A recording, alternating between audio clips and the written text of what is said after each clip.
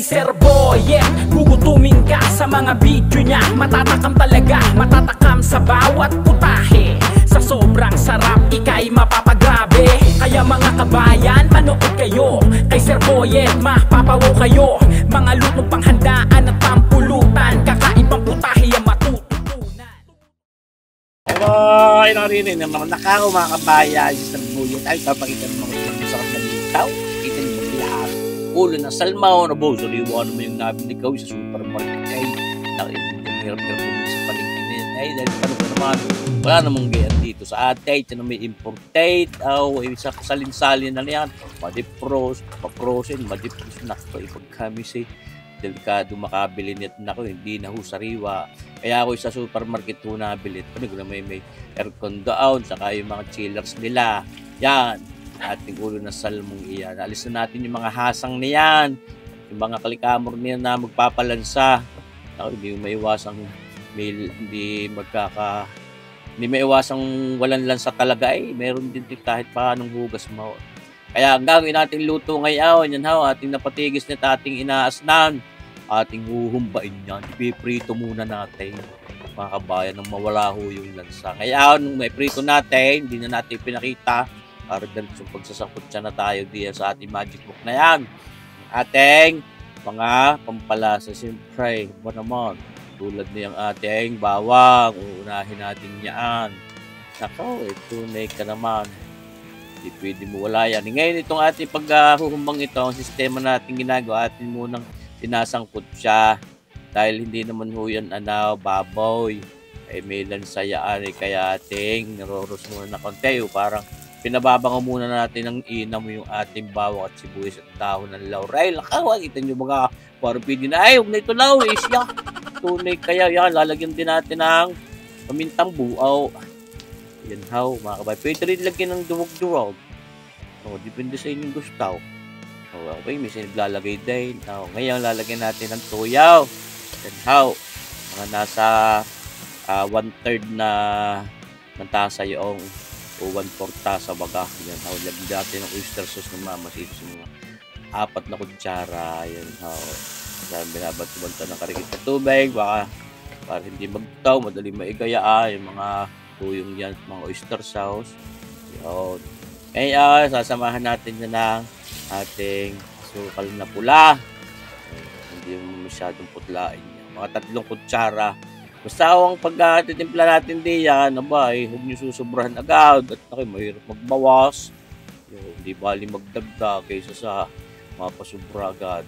Lalagay na natin itong ating tahuray, yan yung takwang o topo na nakababad sa toyo, sa tubig na may toyo doon sa palengke pag binibili niya para matibay. Yan yung pampatibay din, kontrapanis yung mga gayong takwang, mga tahuring yan. Ilagyan na natin ho ng sabaw. Siyempre, para may mahaplas tayo sa kanin, mabagong saing, mabahaw, masinangag, naku, katamaan niyang mga humbang ganyan. Ngayon, itong ating ulo na salmon nga ating huhumba, lalagyan natin ng red cane vinegar. Yan ha, mga 3 kutsara. Cane vinegar ng mamasitas yung ginagamit natin. Siyempre, para masarap. Ito ko kaya yan itong mga ulo ng salmon ha, minsan, pagka isisigang mo lamang, ako'y nakapagsaing na rin yan. Talagang hindi maiwasan na may lansa rin talagang maano ka. Pero, pagka ganitong humba, iba-iba.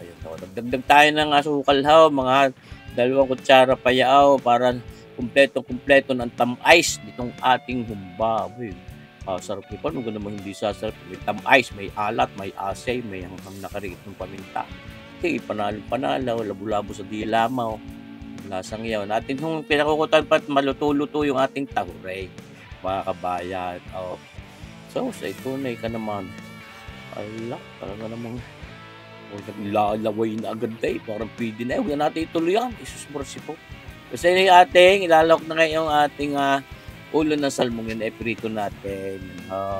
Talagang para mapalabas din natin yung natural na bango niyan. Maalis natin yung lansa. Tapos pagka mabibiling mo ngayon yung hindi sariwa, talaga, hindi naman maituturing na talagang sariwa-sariwa. Dahil naman yung Mga kabayan, wala naman hong gayon dito sa atin sa Pilipinas.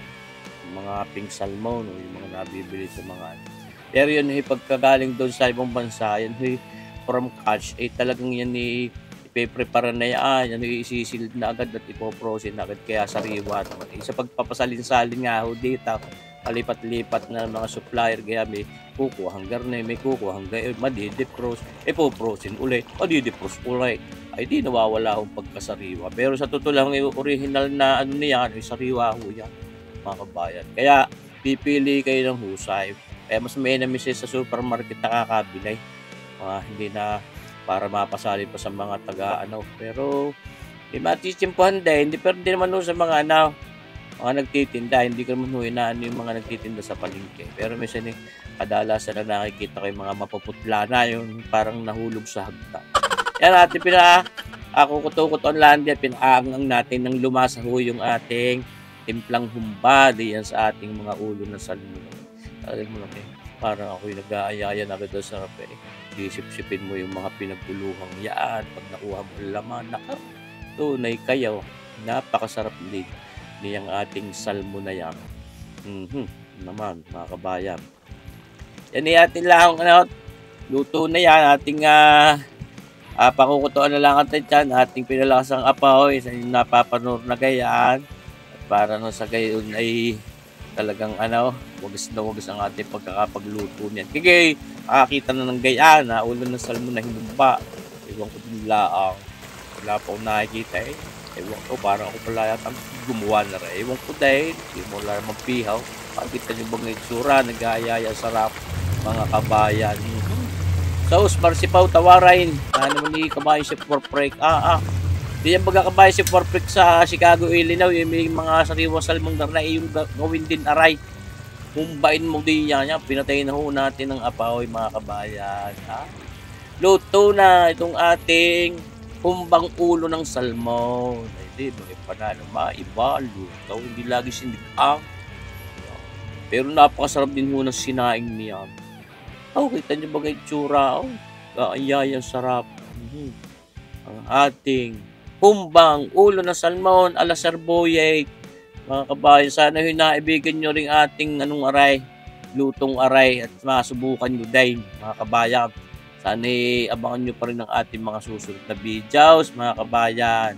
Maraming salamat sa inyong panunood. Mabuhay ho tayong lahat. God bless.